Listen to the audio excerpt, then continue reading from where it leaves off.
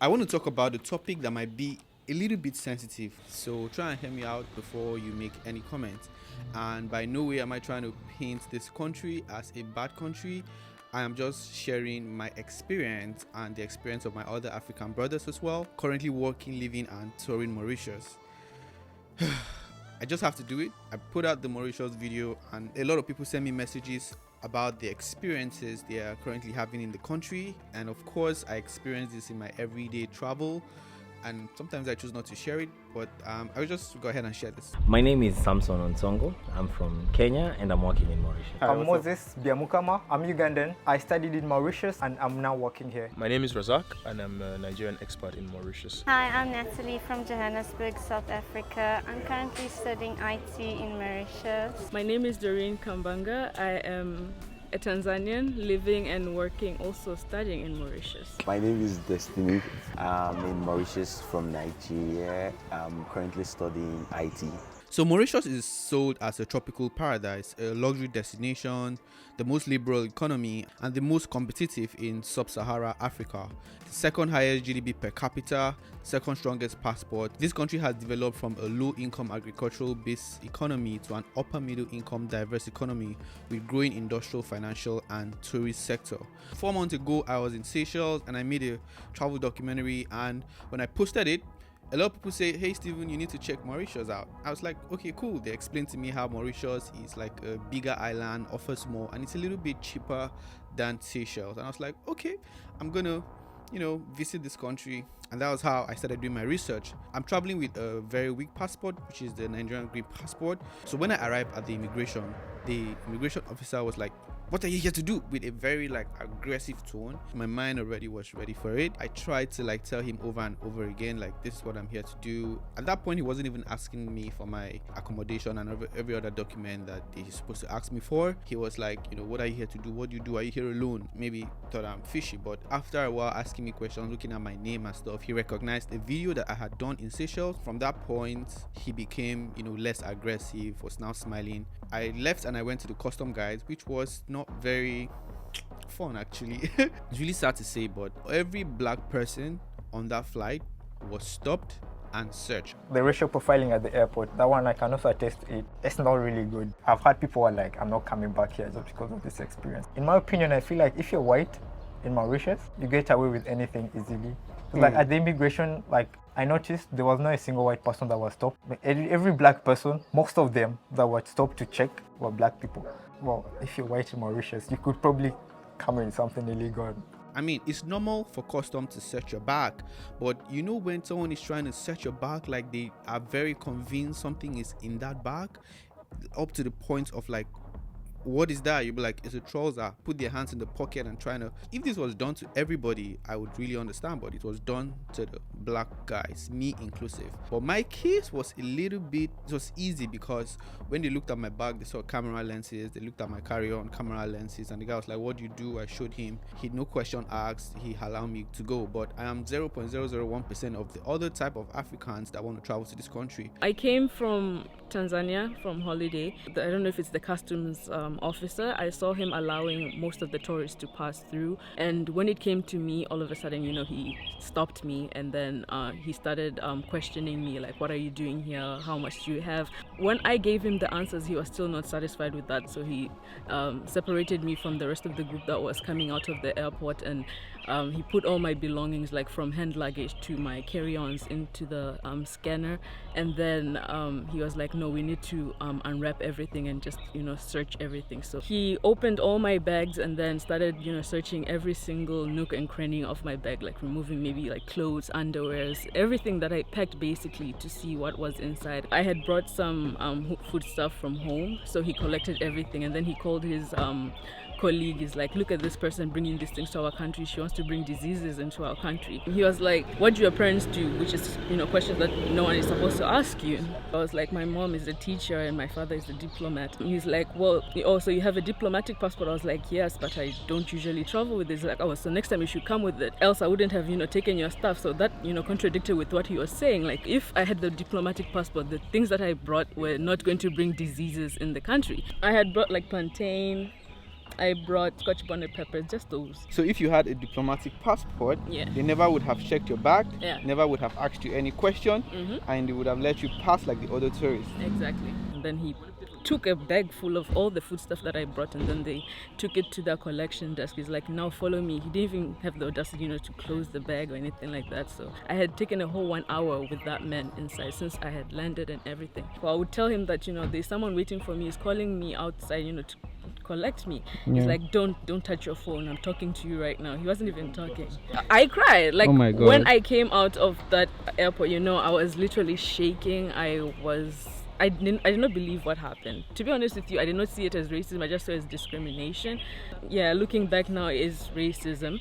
The first experience you get when you're stepping into a country kind of ruins the experience for you. I came with a friend. They said, one, you're a Nigerian and you came via Kenya Airways, so we have to check because, in your country, there are a lot of things going on there. The most difficult part of being in Mauritius is being a Nigerian. Mauritius is a visa-free country, but for Nigeria and some other African countries, you only get 14 days, while the European, American, they can stay in the country for more than 6 months. I mean, I met these guys from Netherlands and they're like, oh, they've been in the country for a while. They don't even know when they're leaving. Now, an African person cannot do that, which is very sad in an African country when you come to think about it. I had to rush my production. The guy literally gave me 14 days, and I had to, since I'm making a travel video and a lot of other videos, I had to wake up every morning. I'm going out to shoot, I'm sleeping, shooting. I just asked myself why? At least 30 days should be the minimum if you're going to give somebody visa free. Now I understand that they're trying to do all of these things because a lot of people come into the country with drugs and all of these things, but it's not only the black people that come into the country with drugs. The way I always address things like this is treat the people that are defaulting, right? So they categorize every crime committed by blacks as Nigerian. So if something happened and a black person does it, everyone who's Nigerian has to hide for that period. So it's difficult. You don't get opportunities like other people will get here. There can be situations you want to do something and when you're abroad, the first thing they ask is, where are you from? Yeah. And as soon as you mention you're from Nigeria, you either lose the opportunity or you have to go through the most difficult routes to get. Because you're Nigerian? Yeah, because you're Nigerian. Yeah. If you want to rent a car, yeah. If you're Nigerian, you don't get the car, or you have to either use a friend's passport. That's how difficult it is. Mauritians get 60,000 basic salary, but as soon as they hear you that an expat, a foreigner, it's dropped down to 30,000. They get more than us, and I get it, it's a good thing to have, but it's not nice for people that actually want to work. As a Nigerian, one of the requirements for me is I have to show proof of accommodation. Now, there's a type of accommodation I can show proof for. I cannot show proof for an apartment. I can only show proof for a resort. And this is just specific for some certain African countries. The Europeans or people from America, any other nationality coming in, you can stay anywhere. Because I did not want to have any issues at port of entry, I got myself a resort, and I stayed at 2. The first one cost me over $1,020. That's a lot of money, right? So things were just adding up and getting too expensive for me, because usually I would get an apartment for $50, $70 at most and stay there. They want to see that you're in a resort so that they can in quote track you of some sort, or they know where you are. So I was forced to stay in places where I don't want to stay in, which was very sad. Even though it's an African country, you're going to see a lot of Europeans in the country. It's very big. Mauritius is very big among the French-speaking Europeans. Even at my resort where I stayed in, I was the only black person there. When I go to the restaurant for dinner, I'm the only black person. The only other black people that I see are people serving food and drinks, and everybody just keep looking at me, and I feel very weird. Why? I'm in an African country, but I don't feel like I'm in an African country. Something is worrisome. I did a video showing the top 5 neighborhoods in the country. Most of these neighborhoods, all through touring these neighborhoods, I don't remember seeing any black person at all. There are a lot of good things to talk about this country, and there are also a lot of bad things to talk about. I really don't like to share the bad part in my videos. I just focus on the good side, but sometimes somebody has to see the reality. Being a girl at a bus stop is not so nice. You have guys just looking at you, climbing out the car while the car's still moving. The Mauritians are so rude. I went to a cinema Personal experience, maybe it's different for. I would had the worst experience in the cinema. I will never want to go to a cinema in Mauritius again. I was crying in the cinema of how bad So they you treated haven't me. had very great experience with the locals? The supermarket, the tellers, you can say, "Hi, how are you?" And they'll just be like, in Mauritius, they don't even ask you, "How are you doing today?" They don't say bye, "Thank you so much." They're just here to do their job. I don't know if it's because of the long hours that they do. I get that they're trying to do a living, but the overall customer experience, customer satisfaction is not here. There are some cases where some of the locals can be a bit, closed off. Maybe because they don't know you or because they have heard something about where you come from or something. Because I remember somebody said, "Are you from Nigeria?" And then he said Biafra. I was shocked. Well, given my experience of living away from home for quite some time, I'm able to get to adjust with the people and everything. Of course, you meet really nice people, really nice Mauritians. Yeah. And then you'll meet some that are ignorant about a lot of the things. But I haven't experienced racism to an extent that would, to make me not want to be in Mauritius. I mean, when I spoke to some local Mauritians, the black local Mauritians, most of them were not willing to speak on camera, but they were telling me how hard the country is for them. Think about it, they don't have any major industry in their country, so things are very expensive. Yes, the country is very expensive. I cannot overemphasize that. As a local person, would you say it's affordable or expensive to live in Mauritius? In some way,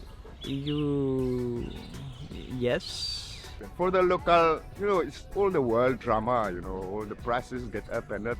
Not easy everywhere.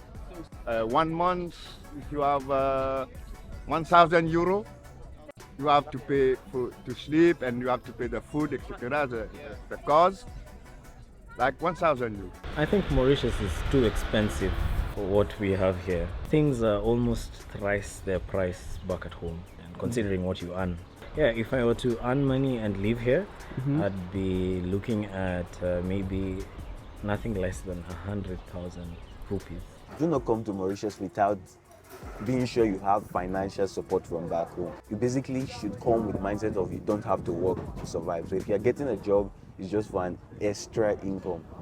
The jobs you get here are never able to pay your bills. Not to talk of the tuition, the alarming tuition that you have to pay. If you're coming here, make sure you have full support from back home. Most African students who come to Mauritius are looking for a way out. They are being sold an island where you can come and work, pay for your fees, live a comfortable life, right? If you come to this island as a student, an African student, and you still have to get support from back home, I think that's where the problem is. And then you have limited chances of even getting a good job. So it's more difficult. Yeah. How would you say the cost of living is? Comparing with Réunion Island, it's less expensive, but since the COVID, it's a little more expensive. But if you live with some local products, if you live simply, it's not so expensive at all. Mauritius expensive? Not too expensive, but for tourists, It's expensive, but for local, not expensive. Free education, free hospital. but for the 200,000, Yeah, you live like a king. like a king here. Yes. $4,000 a month, you live like a king. I mean, this is the most expensive country I have ever been to. My flight ticket was like $1,220 from Lagos. The most expensive ticket I have ever paid. My trip in this country for just 13 days cost me upwards of $5,000. Once again, the highest I have paid. I don't know, man. Like you guys are not even watching the videos. Come on, purchase my travel guide. I have to make this money back at some point. Please support your boy. So after speaking to a lot of people, most black Africans schooling here or working temporarily don't see themselves permanently residing in the country because they feel the system in the country doesn't favor them. For now, I've made up my mind, I'm not staying. The You're day not- I graduate, 3 days later, I'm out. Because the system is too difficult for me, one, as a Nigerian. The life is not the life I think I want for myself. No, I've Why? already decided. It's way too expensive here. The resources aren't here to establish a well career for myself. If I'm in South Africa, it's easier for me to build my career. There's resources all over. I don't need to just be in Johannesburg. I can be in Durban, Cape Town, Mauritius. I can just be in Mauritius. So do you see yourself living permanently here on the island? I don't think so. So how long do you think you're going to be here for before you decide to leave? Like a few, 2 or 3 years more. So what do you do for work here? I do communications, media and branding. The pay is good for a foreigner. Well, I'm entry level. It's okay. Yeah, but it's good. Do you feel you're going to, if you're in your country, do you feel you're going to earn that much money? Absolutely not. I am currently an IT service consultant in Ceridian. So do you feel if you had done this in Kenya, do you feel you'd have made more or less? Absolutely less. Sorry, Kenyans, but yeah. If I'm comparing it to what I would be getting in Nigeria, as let's say my 3rd or 4th job after school, I'll probably not be earning as much as I am here. Yeah. People take things so slow, so simple. Everyone works at their own time. By 9 p.m., if you live like in Flick and Flack, 9 p.m., the whole city is sleeping, everything is closed. The fuel stations are not 24/7. You run out of fuel after 8 p.m., you're on your own. You might not get it, but if you come to Mauritius, like everybody is just taking their time. Yeah, they're true. walking slowly. Even when you try to call some businesses in the weekend, they're not even going to respond to your messages. Yeah, and everything is like appointment. Everything is on appointment. You have to send an email and wait. You know, those kind of, even when people are driving on the road, you know, they're very slow. I don't know, like, is it because they're on an island or they are well taken care of or they're just laid back and they just want to be chill? I guess it's because it's the island life. Because even me right now, I'm kind of like synchronized to live like You're that. now So slow. life is chill, like no worries, man. Yeah. In Mauritius, you notice that people don't chase to become a billionaire or millionaire. They just want to survive. So they just want to eat, pay their rent, and that's all. It would be a nice place to come and take your mind off things and come and relax, and then go back to like wherever you're living here. But I don't think it's where I want to stay permanently. I feel like Mauritius is the place you come to when you have lived life. Yeah. And you just want to chill and have a nice time. That's the vibe I get here. So I would love that for my later years, not now. This video once again is no way trying to push down the country. My overall opinion is that first, the country is very beautiful, the roads are nice, but I don't see it as a country that any young person in his 20s, 30s or even 40s should go and live permanently. It's a destination, a travel destination, like you go there, have fun and leave, because things are too slow paced. Everybody there seems to be chilled, relaxed. If you're going to visit there as an African person, make sure you have the right document. Make sure you have your itinerary sorted out, because you're going to be asked all of this at the airport. Go ahead and download my travel guide. It's going to help you plan your itinerary and help you like travel through the country effortlessly. But if you're a black African, don't expect it to be all rosy. Like, you're going to have difficulty here and there. I don't know, the system is not built to favor Africans. I think they want the Europeans, they want the Euros in the country. I'm just going to leave this conversation there. I'm not going to take it so deep. Right? So just wanted to share this for the guys that were like, Steven, you need to share the real story. You have to share a story about what your African brothers and sisters are going through. And here you have it in the video. Answer the title of the video is, does the racism against the black African exist in Mauritius? Yes, but in a very subtle tone. It's not gonna be on your face, but you just have to have it in the back of your mind to know. So subscribe to the channel if you haven't, and I'll see you guys in the next one. Peace.